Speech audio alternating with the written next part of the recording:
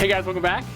Seeing as how today is Friday the 13th, we're going to review a super creepy game. A friend of mine, Aaron Booth, introduced me to this when I was up in Ohio just recently, and we're going to hopefully run into him again in June when we're up there for Origins. If you're planning on being at Origins, comment on our video. We would love to meet you. That would be super cool. Let's take a look at this game in our terrible 2-minute review. Betrayal at House on the Hill is a 3 to 6 player game from Avalon Hill and Wizards of the Coast. In this mostly cooperative game, the players take on the role of some meddlesome teenagers and their mangy dog as we explore an abandoned mansion. Characters are selected at the beginning of the game, and then you set your starting stats.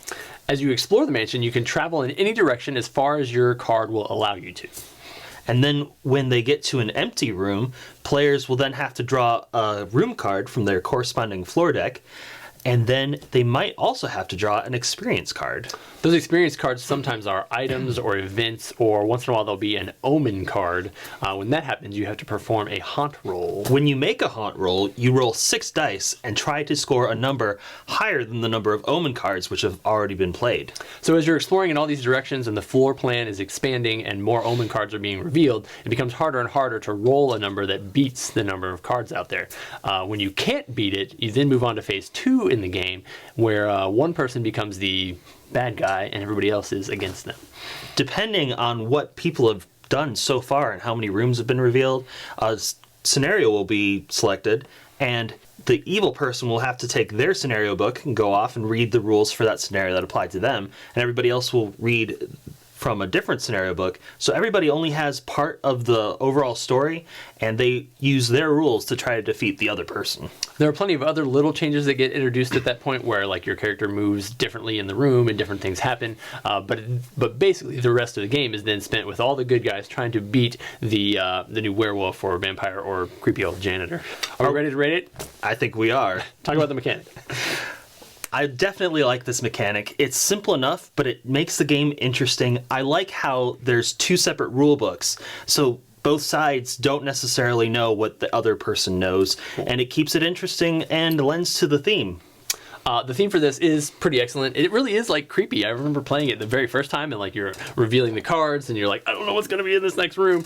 So that's super fun. I think that probably wears off after you've played it a dozen times, but there's still some mysterious things that are going on, and it's different every time. The characters are perfect for the genre. The storybooks are huge, so there's just a ton of thematic elements going on. Replayable. Talk about that. This game is definitely replayable with all the various scenarios and the random map placement of the room tiles. It keeps it interesting and enjoyable. I know our friend Kevin, he likes to play this as a tradition every Halloween with a group of friends. Enjoyability. This is a fun game to play. Like I said, there's that thrill of it. I just tend to find cooperative games to be super fun anyway. I know I'm the social player, but there's lots of fun to be had in here, and it's a new experience every single time. Tantrum House gives Betrayal at House on the Hill 2 thumbs up.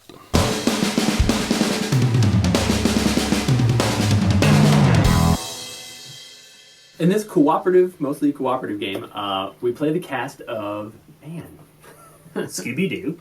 In this mostly cooperative game, we play a cast of mangy teenagers. Mangy teenagers and their meddlesome dog. Are we ready to rate it? We are. Let's telewalk. Let's telewalk. Mechanics. One take? What?